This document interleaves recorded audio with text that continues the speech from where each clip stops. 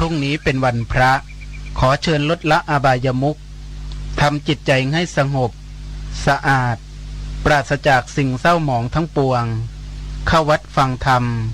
แล้วไหว้พระสวดมนต์ตามสมควร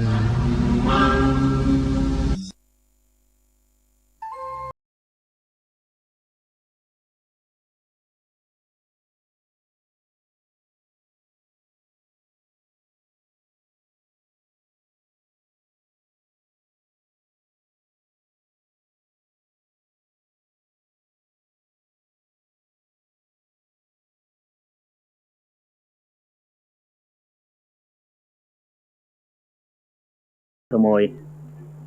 วันนี้เทศเรื่องขี้ขโมยคนเรามันมักขี้ขโมยบ่อยๆอะไรก็ตามเถอะของลักของขี้ขโมยเขาทานอร่อยนักมันชอบเหลือเกินคนเราขอดีๆให้ดีๆไม่อยากได้มันถ้าขี้ขโมยเขาแล้วนั่นของนิดหน่อยก็อร่อยของไม่ดีก็กลายเป็นของดีขึ้นมันเป็นนิสัยอย่างนี้คนเราแต่ไหนแต่ไรมาที่อยู่ทั่วไปทั้งบ้านของเราอยู่ทั่วไปเป็นอย่างนี้คราวนี้มาทำความเพียรภาวนาเพื่อจะสำรวมใจมันก็ขี้ขโมยเรื่อยออกไปโน่นออกไปนี่พหารักหาฉกหาขี้ขโมยใครต่อใครอะไรต่างๆหลายเรื่องหลายอย่างโดยเฉพาะนิสัยของเรานิสัยเคยติดถิ่นติดฐานติดบ้านติดเรือนติดลูกติดหลานติดการติดงานมันไม่อยากอยู่กับตัวตั้งสติรักษาไว้เท่าไรมันก็ไม่อยากจะอยู่ตัวสติเปรียบเหมือนกับตำรวจก็อยู่เวียนอยู่ยามเรื่อยแต่ขี้ขโมยมันค่อยขโมยเรื่อยไปของให้เป็นเรื่องเป็นราวของให้เป็นกิจการงานอะไรต่างๆก็ขี้ขโมยเรื่อยไปของนิดเดียวหรอกไม่มีอะไรหรอกจิตคิดนิดเดียวเท่านั้นแหละเป็นเรื่องเป็นราวใหญ่โตโหฬารเลยกลายเป็นภพเป็นชาติขึ้นนั้นที่ท่านพูดถึงเรื่องภวาภเวภพน้อยภพใหญ่ตายแล้วเกิดคือได้แก่จิตตัวนี้เองให้ขี้ขโมยตัวเดียวนี่แหละมันไปหายึดโน่นยึดนี่ไปหาขี้ขโมยไปยึดสิ่งต่างๆตายจากนี้ไปเกิดภพโน่นคือตายจากยึดอันนี้แล้วไปยึดอันโน้นตายจากยึดอันนั้นก็ไปยึดอันนั้นต่อไปเลยไม่มีที่หยุดที่ยั้ง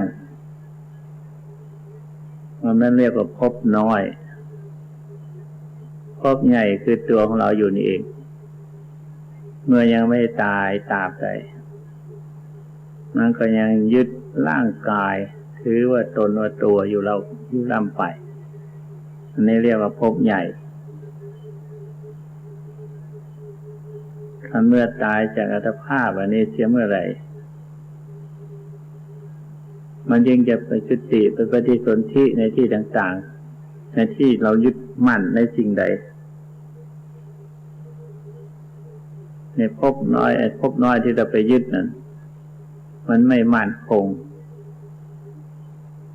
การไปยึดมั่นคงในสิ่งใดวัตถุอันใดบุคคลใดนั่นแหละนั่นเป็นภพใหญ่ไปเกิดในที่นั้น ความขี้ขโมยการพูดถึงเรื่องศีลก็ข้อที่สองอทินนานั่นเองมันขี้ขโมยของเขาตัวของเรานั่นก็ขี้ขโมยก็ตัวอทินนานั่นแหละความไม่บริสุทธิ์เกิดขึ้นมาในใจของเราเขาไปหาขี้ขโมยเขาเรื่อยไป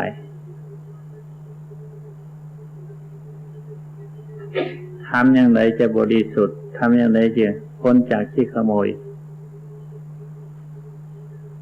ต้องตั้งป้อมรักษาให้มั่นคงต้องตั้งสติกำหนดจิตให้แน่วแน่ในที่นี่แหละต้องมีเครื่องอยู่มีอารมณ์เป็นเครื่องอยู่อารมณ์ของเรามีหลายอย่าง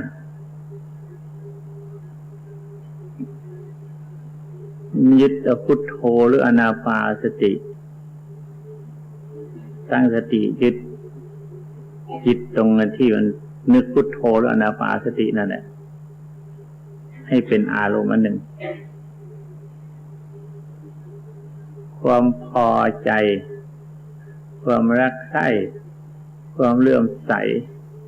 ความยินดีกับอานาปานสติหรือพุทโธนั้นจึงจะยึดมั่นถือมั่นในสิ่งนั้นความไม่พอใจความไม่เลื่อมใสศรัทธาทำสักแต่ว่าทำไปสักเท่าไหร่มันก็ไม่เป็นไปถ้าความเลื่อมใสศรัทธาพอใจรักใคร่ยินดีเขาแล้วจิตตั้งมั่นในสิ่งเดียวแน่วแน่ตรงนั้นเลยก็ดูได้ภายนอกเราประกอบภารกิจภายนอกเอาเถอะถ้าพอใจในสิ่งใดแล้วอาชีพของตนในสิ่งใดที่พอใจรักใคร่ตั้งมั่นเฉพาะในสิ่งนั้นย่อมสำเร็จประโยชน์ภาวนาก็เช่นเดียวกันพอทำภาวนาเขาได้ข่าวว่าคนนั้นเป็นอย่างนั้นคนนี้เป็นอย่างนี้ก็เลยอยากเป็นอย่างเขาตัวของเราเลยไม่นำพาอยากจะเป็นอย่างเขาแต่ตัวของเราไม่พอใจของเรายินดีกับของคนอื่นไม่ยินดีกับตัวของเราอุบายนั้นจึงไม่มั่นคงถ้าหากว่าปักมั่นลงแน่วแน่ลงอย่างเดียวแล้วอันนี้แหละเป็นของดีจิตมันก็ลงเท่านั้นสิมันจะเที่ยวว่อนไปไหนครั้งพุทธกาลเพื่อสาวกทั้งหลายที่ได้สำเร็จมรรคผลนิพพานตั้งหน้าตั้งตามาแต่ไกลแสนไกลทางตั้ง12 โยชน์ตั้งหน้ามาฟังเทศน์ฟังธรรมคำสอนพระพุทธเจ้าพอมาฟังแล้วก็ปักใจมั่นในสิ่งเดียวที่พระองค์จะเทศนาคิดไม่หวั่นไหวคิดไม่สงสัยไปที่อื่นมันความที่ตั้งใจมานั่นน่ะเป็นสมาธิมาแล้วแต่ไม่จับที่จับหลักไม่ได้พอฟังเทศน์พระองค์เทศน์ให้ฟังเท่านั้นน่ะจับหลักให้มั่นคงแน่วแน่ลงถึงที่สุดเลยท่านเป็นอย่างนั้นพวกเราเคยอยู่เคยฟังเทศน์เคยปฏิบัติมานานแล้ว จับอะไรขึ้นมาดูก็อย่างนั้นแหละจับอะไรมาพิจารณาก็อย่างนั้นแหละไม่เป็นจริงไปจังสักอย่างหนึ่งมันจึงไม่เป็นภาวนาสมาธิ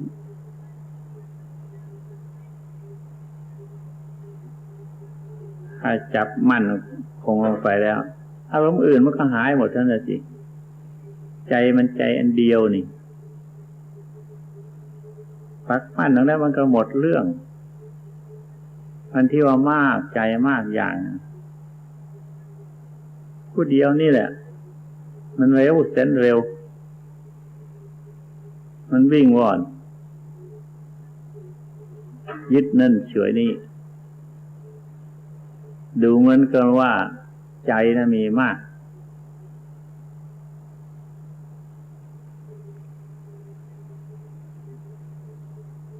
ลองคิดดูวันที่เราจิตมากๆที่ว่ามากๆนะเราได้ความทุกข์สักอย่างหนึ่งเช่นว่าเราอยู่ดีๆนี่แหละเดินไปเดินมาตามลานวัดวานี่แหละตีนไปตามเอาหัวต่อสักอย่างหนึ่งหยุดมัดความคิดหนึ่งไม่อยู่นั้นวัดจิตเลยไม่อยู่อันเดียวหนึ่งไม่อยู่ที่ปวดที่เจ็บหนึ่งไม่ไปอื่นก็จิตนั้นมันหยุดตรงมามันก็ไม่อยู่นั่นน่ะสิมันอยู่คนเดียวนั่นสิมันอยู่แล้วนะมันที่มันวิ่งว่อนไปมากๆนั่นมันไม่อยู่ในที่เดียวซับซ้อนปนเปหลายอย่างหลายเรื่องพอหัวไม่เท่าตามต่อสักปุ๊บเดียวเท่านั้นเนี่ยหยุดเลยไม่ไปมาอยู่เฉพาะนั้นเลย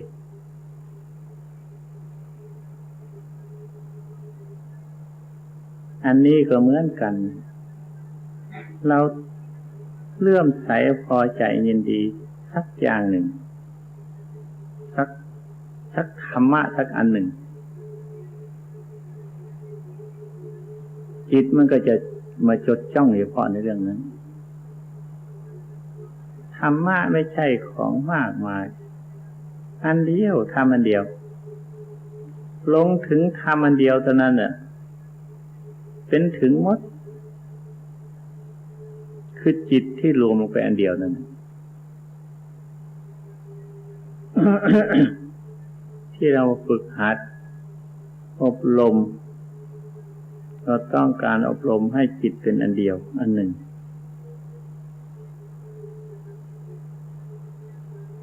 ถ้าหากพิจารณาลงไปพุทโธหรืออานาปานสติความพอใจเรื่องใสแน่วแน่อันเดียวแล้วกันอันมันนั้นไม่ต้องหรอกที่ท่านว่าไว้ทำทั้งหลายมากมายก็ตามเถอะก็เพื่ออันเดียวนั่นแหละต้องการอันเดียว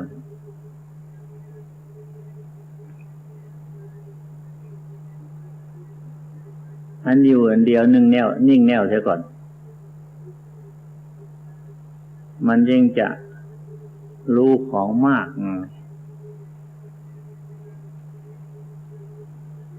อันหนึ่งจิตอันหนึ่งคือจิตเป็นสมาธิภาวนาจิตอันหนึ่งคือจิตรวมเป็นหนึ่งเรียกว่าเอกคตาจิตในที่นี้เรียกว่าจิต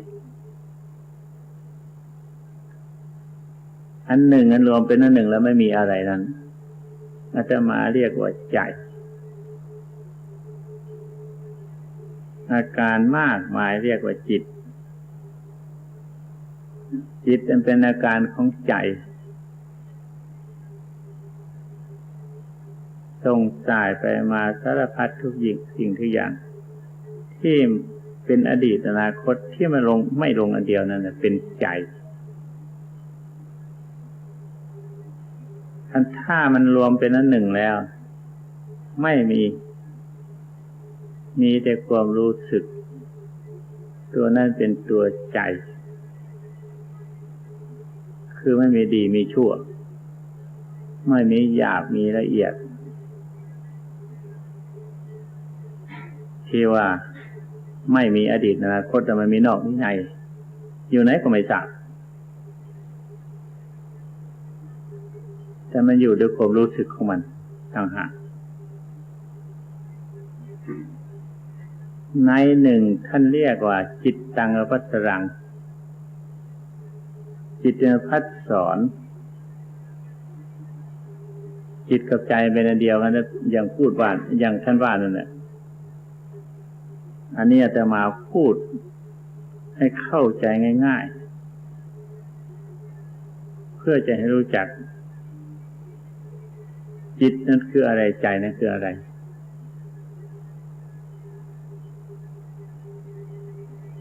มโนปุพังคมาธรรมาธรรมทั้งหลายมีใจถึงก่อน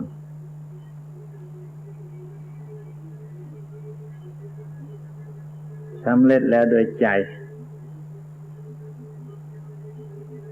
อันนี้พูดถึงเรื่องใจ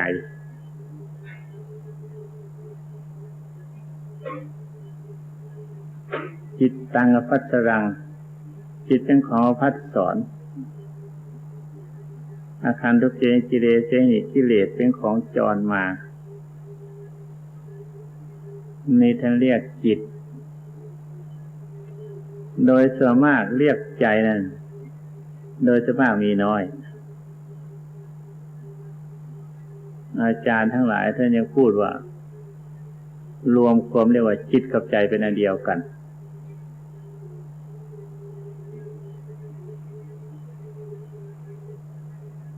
ถ้าพูดถึงเรื่องจิตกับใจเป็นอันเดียวกันแล้วใจเป็นของกลางไม่มีจิตเป็นของกลางไม่มีแต่ใจเป็นของกลาง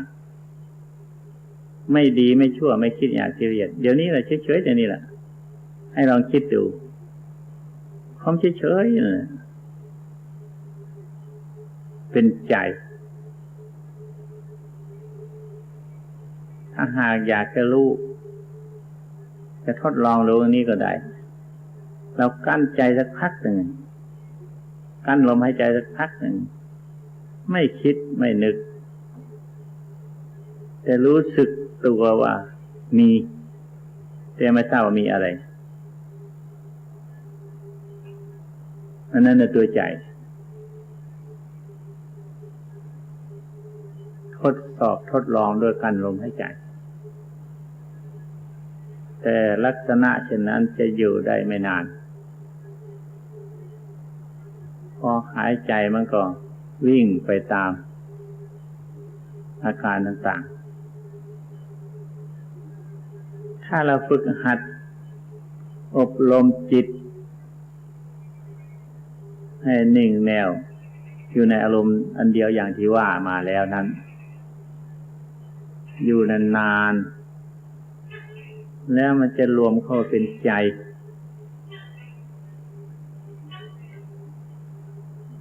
โดยที่ไม่ได้ตั้งใจจะให้รวมมันเป็นเองของมันอันนั้นถึงจะอยู่ได้นาน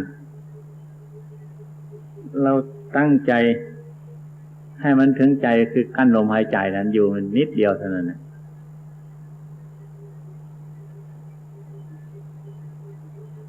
ความสงบมีความรู้สึกอยู่แต่หากไม่ทราบว่ารู้สึกอะไรแต่รู้สึกว่ามีอยู่บางครั้งบางคราวมันจะรวมเข้าไปหายเงียบอันนั้นอย่างหนึ่งเข้าเป็นใจเหมือนกันแต่การหายเงียบไปนั้นใจนั่นแหละมันรวมเข้าไปแต่ว่ามันไปอีกแผนกหนึ่งอีกมันอย่างที่รวมเข้าไปรู้สึกตัวอยู่ อันนี้ดีกว่า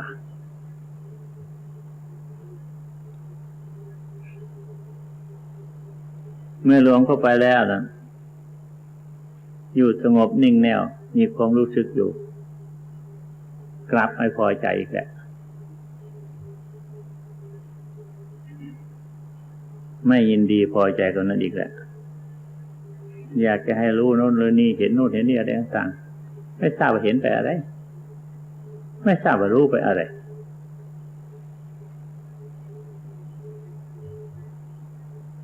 คือความไม่ขี้ขโมยแต่ก่อนนั้น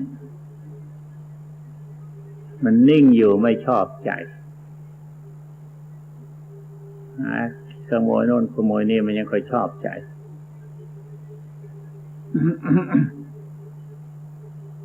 นิสัยมันเป็นขี้ขโมยมาแต่เดิมมันจึงไม่ชอบเช่นนั้น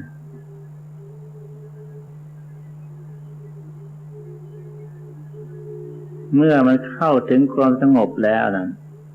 มีความรู้สึกอยู่นั้นเพ่งพิจารณาตรงนั้นน่ะกำหนดเข้าไปตรงนั้นน่ะคำที่ว่าไม่มีอะไรมันจะมีขึ้นมา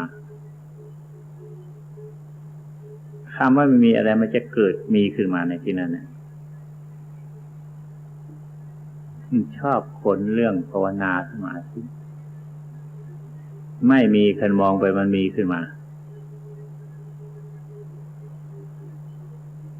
คันเมื่อมันมีขึ้นมาตั้งสติกำหนดเลยไม่มีขึ้นเลยไม่มีอะไรมันจะมีอะไรลองดูดิมาคิดนึกสงสัยว่ามีอะไรจะคิดถึงการถึงงานถึงบ้านถึงช่องถึงลูกถึงหลานมันมีอะไรของมันตามไล่กันไปจริงๆจังๆไม่มีความสมมุติต่างหาก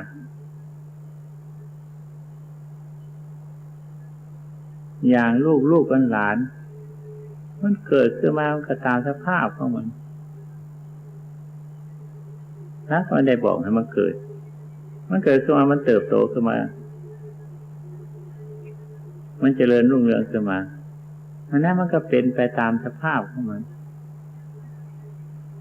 ใครเป็นคนรุ่งเรืองใครเป็นคนเติบโตใครเป็นคนเจริญ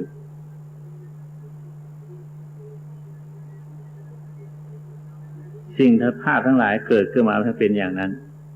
ไม่ว่ามนุษย์สัตว์ตัวตนทุกคนเกิดขึ้นมามันเป็นอย่างนั้นแล้วก็ตั้งอยู่หน่อยหนึ่งก็ดับไปแล้วก็สลายแล้วดับไปหน่อยก็อยู่เท่านั้นมันไม่มีตัวมีตนไม่มีสิ่งที่ควรยึดแต่เราไม่ไปยึดเอาจนได้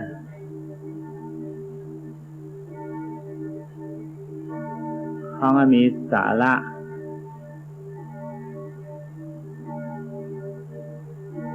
ไปยึดเอาต่างหาก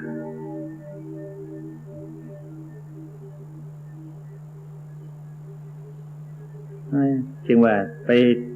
พิจารณาของมันมีนั่นเลยกลับไม่มี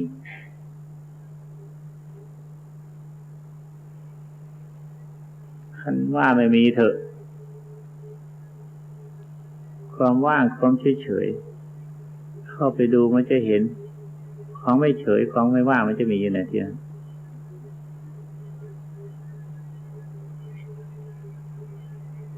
อันนี้แหละมันเป็นเครื่องคิดเครื่องพิจารณาสำหรับให้เกิดปัญญาขึ้นมาอีกอันหนึ่งเหมือนกันเพราะฉะนั้นทุกๆคนเกิดขึ้นมาแล้วเป็นขี้ขโมยเต็มตัวทุกคนจงระงับขี้ขโมยเสียเป็นคนผู้ดิบผู้ดีเป็นอยู่ปกติเสียเป็นผู้มีศีลสมบูรณ์บริบูรณ์จึงจะได้ชื่อว่าเป็นอุบาสกอุบาสิกาสมบูรณ์ในพุทธศาสนาอธิบายไว้ด้วยประการชนิด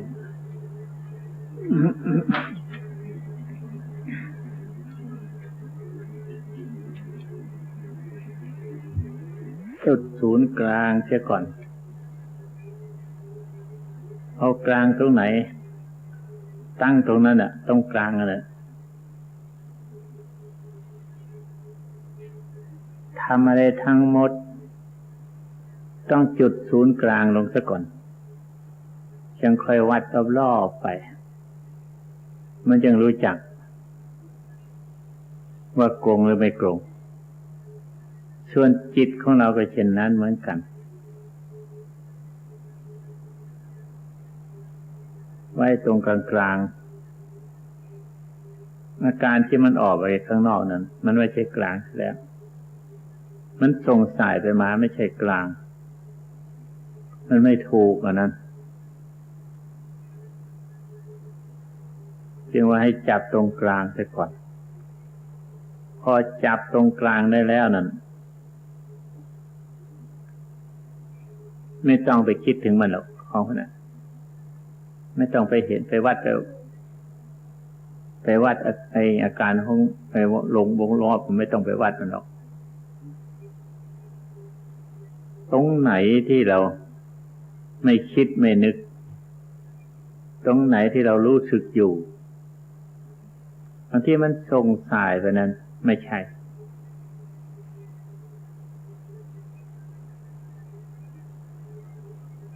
ให้ตั้งใจตรงกลางนะไว้เป็นหลักอะไรทั้งหมดนั่นแหละมันจะคิด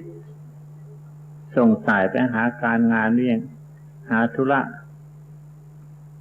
บ้านช่องเรือนชานลูกหลานพี่น้องอะไรทั้งปวงหมดมันไม่ใช่กลางนั่นตรงกลางมันสบายได้แล้วถ้ามันส่งไว้ไม่สบายคือมันออกไปแล้วความสุขสงบอยู่ตรงกลางนั้นเท่านั้นกลางนี่ไม่ต้องอยู่ไหนก็เอาเถอะอย่างจากความโลภความโกรธความหลงมานี้อันนั้นเป็นทรงความเกลียดความชังนั้นเป็นทรงความรักเป็นข้างหนึ่งความชังเป็นข้างหนึ่งตรงกลางไม่รักไม่ชังนั่นแหละตรงไม่รักไม่ชังนั่นแหละตรงกลางไม่ทราบว่าอยู่ตรงไหนละ ดีได้ชั่วดีเป็นข้างหนึ่งชั่วเป็นข้างหนึ่งไม่ดีไม่ชั่วตรงกลางๆเป็นของเราอยู่เป็นที่อยู่ของเราหยาบละเอียดก็เหมือนกันหยาบเป็นข้างหนึ่งละเอียดเป็นข้างหนึ่งนั้นของไม่หยาบไม่ละเอียดอยู่ตรงกลางนั่นเป็นที่อยู่ของเราหาที่อยู่ได้อย่างนี้แล้วจะได้รับความสุขแค่ไม่เดือดร้อนแก่ตัวของเราอธิบายให้ฟังมามากแล้วนั่นแหละคันทำเลยเอาตรงกลางแล้วก็ทำตรงกลางนั่นแหละ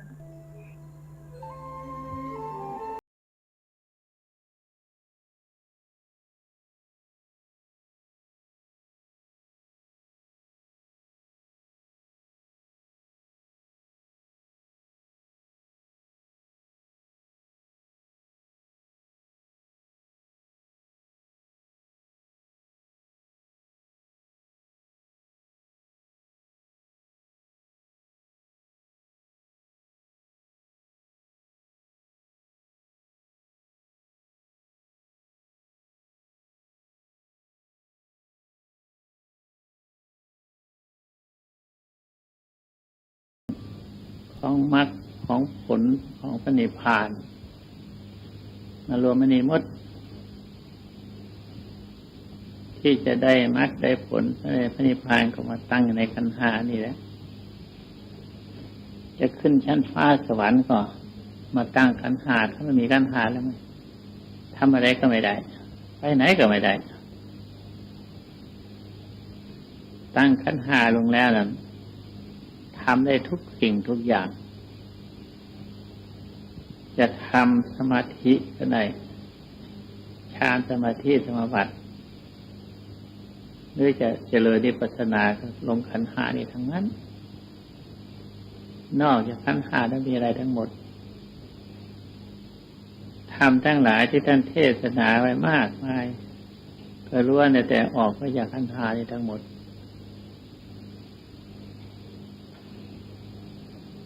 ขันธ์ห้าคือรูปกับนาม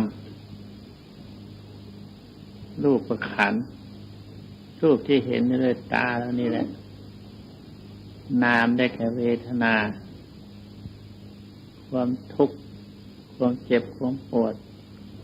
หรือความสุขสบายกายสบายจิตหรือความเฉยเฉยนี่เรียกว่าอุเบกขาแท้ที่จริงกับความสุขนั่นแหละความสุขอย่างยอดเยี่ยมเรียกว่าอุเบกขาเนี่ยมันเรียกว่าเวทนาสัญญาคือความจดจำสิ่งที่ได้พบได้ผ่านได้ประสบพบผ่านมาจดจำไปโน้มนานแสนนานบางทีโดยไม่รู้สึกตัวก็โผล่ขึ้นมาที่เรียกอดีตสัญญาณอนาคตสัญญาณอดีตสัญญาณนั่นคือหมายความว่าระลึกชาติหนหลังเก่าใดนั้นคือว่าสัญญาเก่าแก่แต่หลายภพหลายชาติมาแล้วยังติดตามตัวของเราอยู่อดีตสัญญาณอนาคตญาณนั่นคืออนาคตความรู้ในอนาคตว่าสิ่งนั้นจะเกิดขึ้นสิ่งนี้จะมีขึ้นในข้างหน้าวันหน้านั่นเป็นสังขารมันปรุงมันแต่งขึ้นมาในตัวมันไม่ได้เวทนาเรียกว่าสัญญาความจดจำได้สังขารความปรุงความแต่งในปัจจุบันเดี๋ยวนี้ปรุงแต่งคิดจะทำการทำงานประกอบอาชีพหรือสิ่งต่างๆประดิษฐ์คิดขึ้นมาแล้วก็ทำตามเรียกว่าสังขารถึงไม่ทำตามมันคิดนึกมันปรุงมันแต่งนั่นแหละมันเป็นตัวสังขารสังขารนี่มันแต่งกระทั่งให้เกิดภพเกิดชาติโดยที่เราไม่ตั้งใจสังขารนั้นลึกซึ้งที่สุดแต่งให้เป็นภพเป็นชาติขึ้นมาก็ได้ถ้ายังมีแต่งอยู่ตราบใดได้ก็ยังไงพ้นจากภพจากชาติตราบนั้นเรามาเกิดไม่ได้คิดนึกว่าจะมาเกิดแต่มาปรุงมาแต่งเอาเองยังได้มาเกิดวิญญาณคือความรู้สึกตัวความรู้สึกขั้นแรกพอประสบรูปตาประสบกับรูปเห็นขึ้นมาเรียกว่าเห็นพอเห็นก็รู้สึกว่าเห็นเท่านั้นหายไปสัญญาเท่านั้นวิญญาณเท่านั้นแล้วก็สัญญาเข้ามาแทนที่สังขารเข้ามาปรุงมาแต่งแทนที่เรื่อยไปแล้ววิญญาณคือมีแต่ความรู้สึกเท่านั้นน่ะไม่ทราบว่าดีว่าชั่วว่าหยาบว่าละเอียดอะไรหรอกท่านอุปมาเปรียบเหมือนกับคนไปดูทองคำคนที่เห็นว่าทองคำเท่านั้นน่ะแต่ไม่รู้จักว่าทองคำน้ำเท่าไหร่ไม่ทราบว่า90%หรือ100%ก็ไม่ทราบหรือเป็นทองแก้ก็ไม่ทราบแต่ว่าเข้าใจว่าทองอันนั้นเรียกว่าวิญญาณเรียกว่าวิญญาณในสังขารแต่วิญญาณอีกในหนึ่งซึ่งลึกซึ้งเข้าไปกว่านั้นอีกประมวลเอาหมดทั้งขันธ์ห้าแล้วนะเอาไว้ในพร้อมหมดคือวิญญาณปฏิสนธิ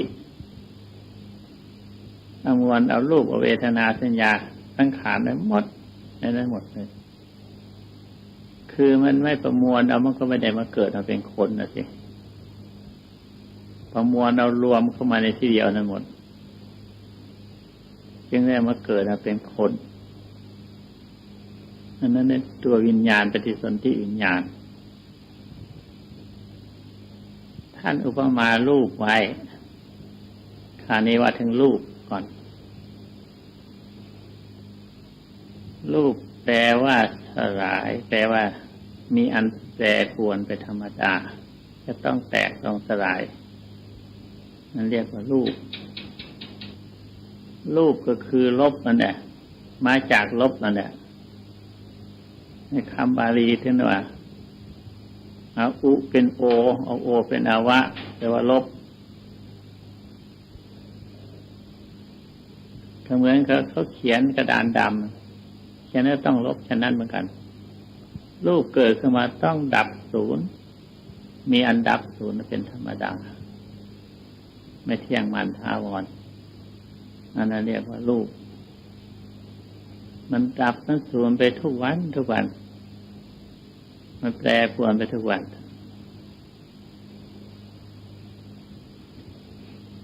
รูปเกิดขึ้นมาแล้วนั้น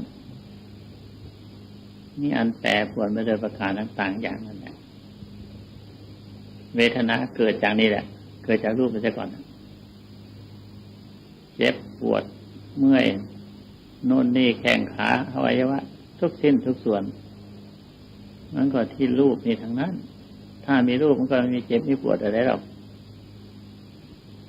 รูปจึงเป็นบ่อเกิดของเวทนาเป็นบ่อเกิดของความไม่สบายเป็นบ่อเกิดของเจ็บของการเจ็บการป่วย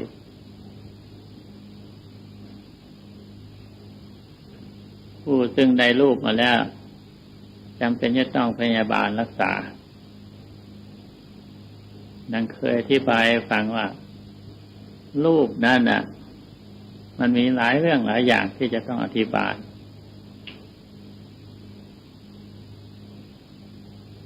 ที่เรียกว่าจตุจักกังนวัฏวารังจตุจักกังนั่นแปลว่าจักสี่คืออิริยาบถสี่นั่นเองยืนเดินนั่งนอนจักทั้งสี่นี่ต้องหมุนเวียนอยู่อย่างนั้นต้องทำอยู่อย่างทำงานอยู่อย่างนั้นนวัฏวารังมีทวารเก้าตาสองหูสองจมูกอันหนึ่งจมูกสองปากอันหนึ่งทวารหนักทวารเบารวมกันไปเป็นเก้าสิ่งทั้งหลายเหล่านี้นั่นอุคคาลันตังปะคาลันตังไหลออกไหลเข้าอยู่ตลอดเวลาคืออย่างตาสิอย่างตาอย่างนี้แหละมันไหลเข้ามาก็คือรูปมันเองไหลเข้ามาแล้วก็ดับลงไปเสียงกลิ่นรสไอจมูกลิ้นกายเหมือนกันทวารปากเที่ยวคลันตังปะคลันตังมันไหลเข้าไหลออกคือปากของคนเรานะมันต้องไม่มีที่เข้าหรอกไม่มีทั้งอื่นนอกจากปากแล้วไหลเข้าไปทุกวันทุกคืนไหลเข้าไปไม่อันใดก็อันหนึ่งนะเช่นข้าวน้ำอาหารการกินทุกชิ้นทุกส่วนต้องเข้าไปช่องนี้ทั้งนั้นแล้วไหลออกไปทวารทวารหนักเหมือนกับไอ้น้ำในทะเลหรือเหมือนกับน้ำในแม่โขงเขาทิ้งอะไรลงข้างบนให้จอมมันก็ไหลไปพุ่งดิบลงไปข้างล่างท่านจะว่าอุคคาลันตังปะคาลันตังไหลออกไหลเข้าไหลออกอยู่อย่างนั้น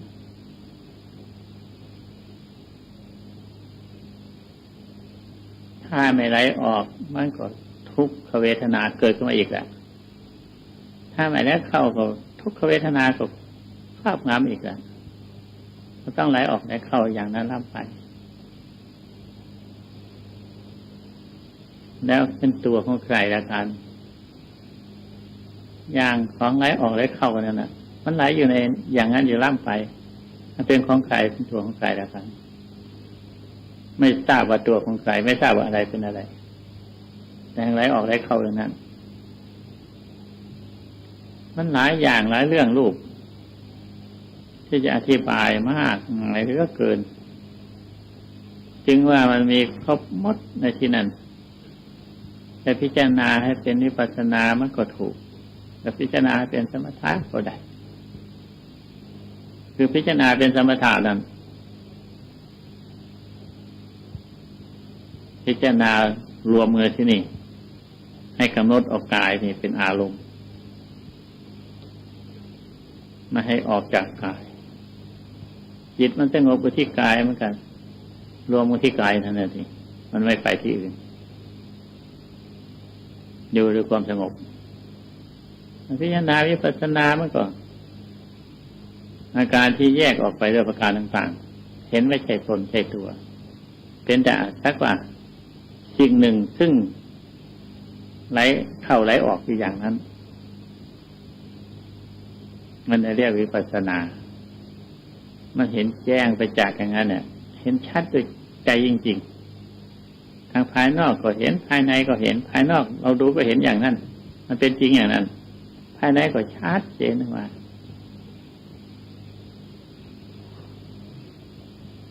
เนี่ยเรียกถึงรูปเรียกว่ารูป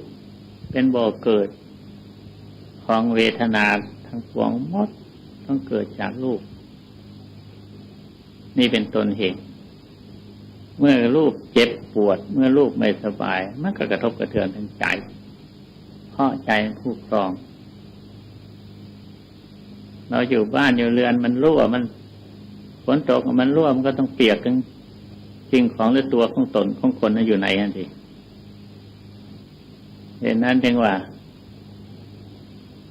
กายนี่จึงเป็นบ่อเกิดของเวทนาเวทนาคราวนี้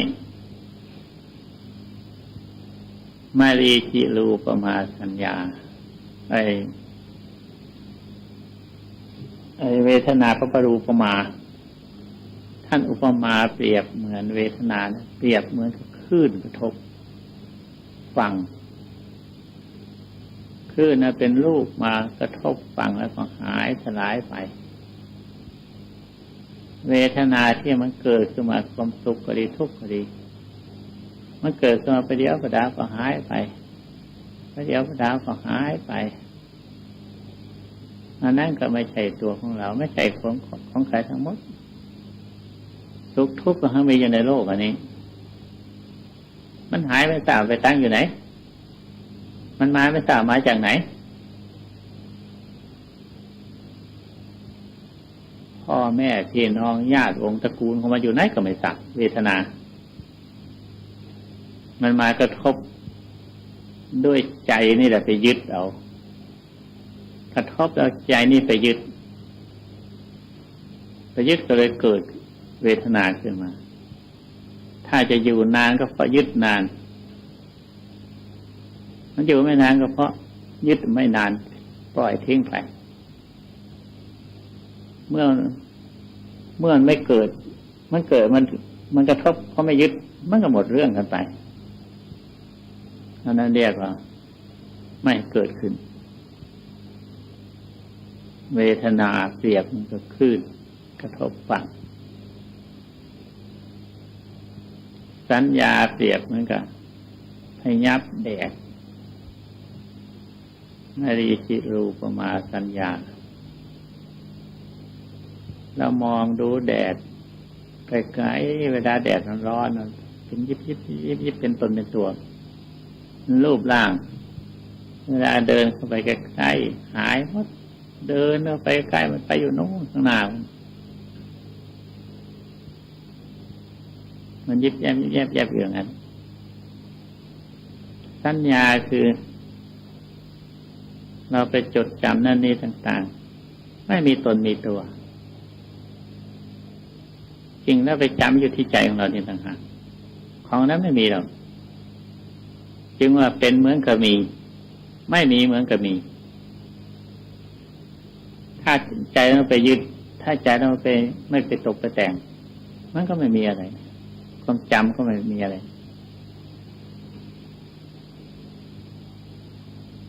จำว่านั้นว่านี่ว่าดีวิเศษวิโสงั้นอย่างนี้ว่าหญิงว่าชายว่าผู้ว่าคนอะไรต่างๆไปยึดเอาต่างหากแต่แท้จริงไม่มีอะไรจึงว่ามันยากคนเราถ้ามีสัญญาอยู่ตราบใดจะต้องรักษาอยู่ตราบนั้นซึ่งจะให้มันติดเมื่อมันไม่ติดมันก็ไม่มีทำยังไงมันจะไม่ติดมันปรากฏอยู่มันเห็นอยู่อย่างนั้นมันสิ่งที่ไม่ติดมันสำคัญตรงนั้นท่านเปรียบเหมือนกับไฟยับแดด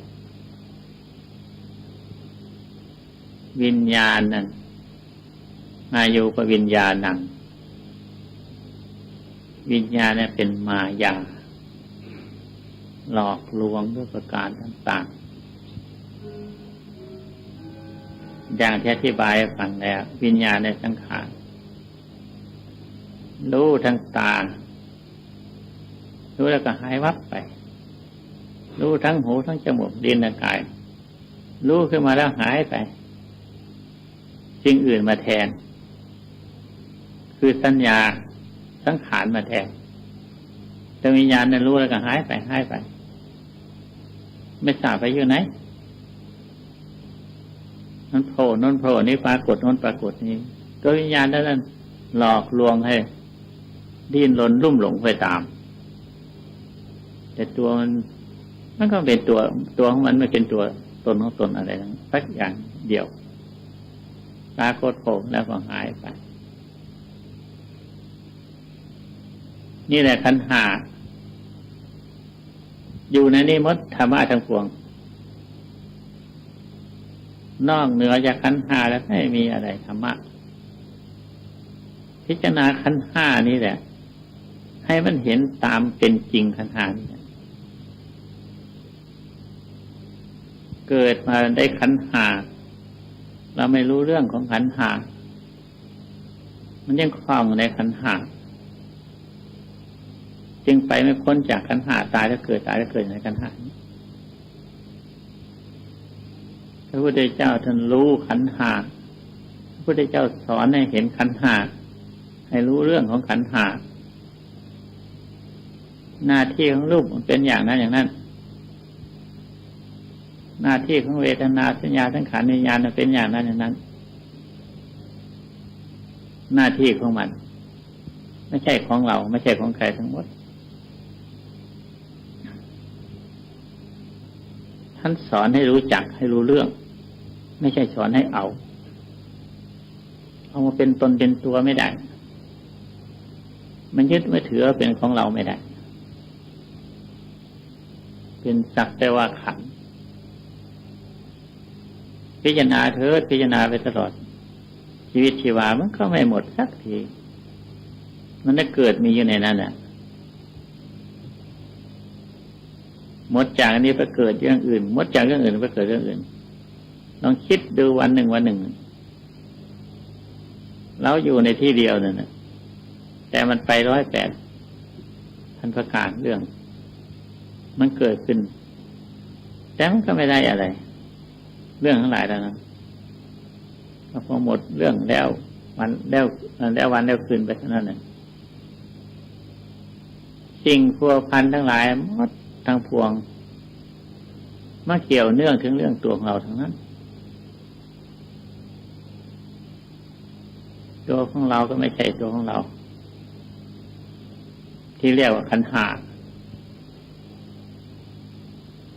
ขันธ์ห้าก็เป็นอนิจจังขันธ์ห้าก็เป็นทุกขังอนัตตาอย่างอธิบายมาเรียกว่าขันธ์ห้ารวมเหมือนทีเดียวหมดเราได้ขันธ์ห้าได้ที่ว่าได้ของประเสริฐสูงสุดเราเป็นมนุษย์ที่มีขันธ์ห้าดีวิเศษแล้วแต่หากว่าเราไม่มีปัญญาพิจารณาขันธ์ห้าจึงไม่เป็นประโยชน์ถ้ามีปัญญาพิจารณาดังอธิบายมานี้ขันธ์ห้าจะเป็นประโยชน์ยิ่งใหญ่ทีเดียว พระพุทธเจ้าท่านสำเร็จมรรคผลนิพพานก็เพราะขันธ์ห้าพระพุทธเป็นพระพุทธเจ้าก็เพราะพระองค์ได้ขันธ์ห้าสาวกทั้งหลายก็ได้ขันธ์ห้าท่านจึงเอาขันธ์ห้าพิจารณาจนให้สำเร็จมรรคผลนิพพานสูงที่สุดก็อยู่ในขันธ์ห้านี่ท่านถ้าต่ำที่สุดเป็นโจรเป็นขโมยที่ช่อที่โกงก็อยู่ในขันธ์ห้าเนี่ยนั้นขันธ์ห้าจะไม่ได้อีกขันธ์ห้าคือมนุษย์ของเราจะไม่ได้อีกจะต่ำลงไปเร็วไปกว่านี้อีกเป็นสัตว์เดรัจฉานและเปรตอสุรกายขันธ์ห้าถ้าตามเร็วสาวไปกว่านี้ถ้าทำดีคือก็มีศีลมีสมาธิมีปัญญามีฌานสมาธิสมาบัติจนกระทั่งถึงมรรคผลนิพพานก็ออกไปจากขันธ์ห้านี้มีขันธ์ห้านี้ทั้งนั้นเอาละอธิบายเพียงแค่นี้